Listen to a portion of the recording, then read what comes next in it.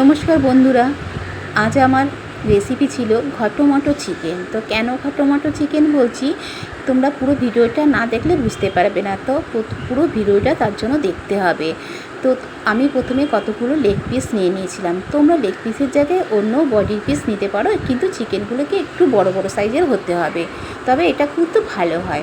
তো আমার ছিল সমস্ত লেগ পিস। তো লেগ পিসগুলোকে আমি প্রথমে জল দিয়ে ভালো করে ধুয়ে একটা তোমার ছুরির সাহায্যে এপিটুপিটটা ভালো করে ছিঁড়ে নিলাম, যাতে মশলাগুলো সব চিকেনের মধ্যে ঢুকে যায়। এইভাবে করে আমি প্রত্যেকটাকে এভাবে করে আমি ছিঁড়ে নেব, যাতে এর ভিতরে মশলাগুলো খুব ভালোভাবে ঢুকে যেতে পারে। তারপরে আমি অর্ধেক পাতিলেবুর রস দিয়ে দিলাম, দিয়ে এবারে দিয়ে দেবো আদা পেঁয়াজ রসুন সমস্ত পেস্ট, আর দিয়ে দেবো সামান্য নুন।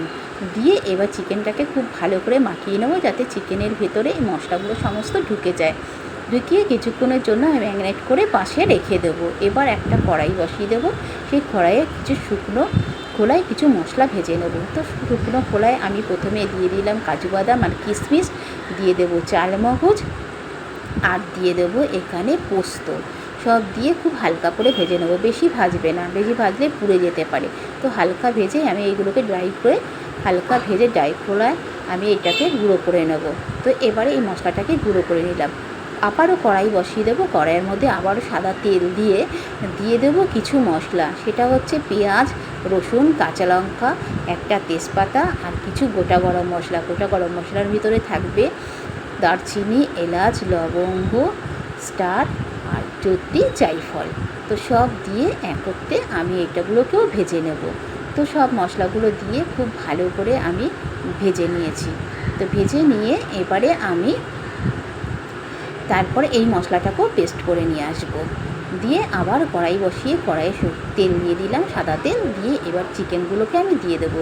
চিকেনগুলোকে আমি দিয়ে সব চিকেনগুলো দিয়ে এপিট টুপিট করে একটু ভেজে নেব।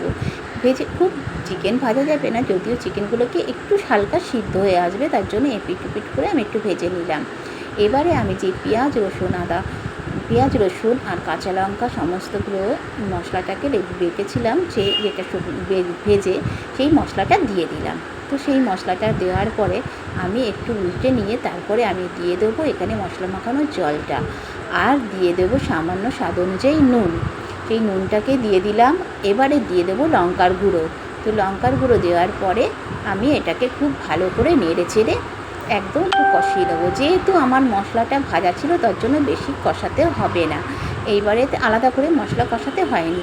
এবার যাতে চিকেনের ভিতরে ঢুকে যায় মশলাগুলো দিয়ে দিলাম। এবারে একটা বাটিতে বেশ খানিকটা ফাটানো দইটাকে খুব ভালো করে ফাটিয়ে নিয়ে এবার এই মশলার উপরে দিয়ে দেবো। তো দিয়ে দিলাম, আমি চিকেনের ওপরে এই দইটাকে দিয়ে দিলাম। এবার দেওয়ার পরে এবারে ভালো করে নেড়ে চেড়ে নিয়ে তারপরে আমি দিয়ে দেবো কিন্তু একটু চাপা। আবার দেখো চিকেনের থেকে বেশ খানিকটা জল বেরিয়ে এসছে। এবারে যে আমি ড্রাই মশলাটা রেখেছিলাম পোস্ত কাজু বাদাম, সেইগুলোকে আমি দিয়ে দিলাম। দেওয়ার পরে আমি যেহেতু টক দই দিয়েছি, এটাকে ব্যালেন্স করার জন্য একটু গুড় দিলাম। তোমরা ওখানে একটু চিনি দিতে পারো, যেহেতু আমি চিনিটাকে খাই না, অ্যাভয়েড করি, তাই আমি একটু সামান্য গুড় দিয়ে দিলাম মিষ্টি। তারপর আমি আবারও একটু নেড়ে চেড়ে ওপর থেকে দিয়ে দিলাম হচ্ছে গরম মশলার গুঁড়ো। আমার গরম মশলা দেওয়া ছিল, তবুও আমি হালকা একটু গরম মশলার গুঁড়ো দিয়ে দিলাম। তারপরে নেড়ে চেড়ে আমি দিয়ে দিলাম গুঁড়ো দুধটাকে দেওয়ার পরে আমার এটা বেশ ভালো করে টেনে এসছে। তখন আমি দিয়ে দিলাম এক ঢাকনা কেওড়া জল দেওয়ার পরে সব শেষে দিয়ে দেবো কিন্তু আমি হাতে ঘষে একটু কাস্তুরি মেথি। দেখো আমার এটা কিন্তু পুরো একেবারে রেডি হয়ে গেছে। আমি গ্যাস অফ করে দিয়েছি, কারণ এটা কিছুক্ষণ বাদেই জমে যাবে, টেনে যাবে। তার জন্য এইভাবে করে রান্নাটি করবে, খুবই সুন্দর লাগে খেতে। তো নেক্সট ভিডিও দেখার জন্য অনুরোধ রইল।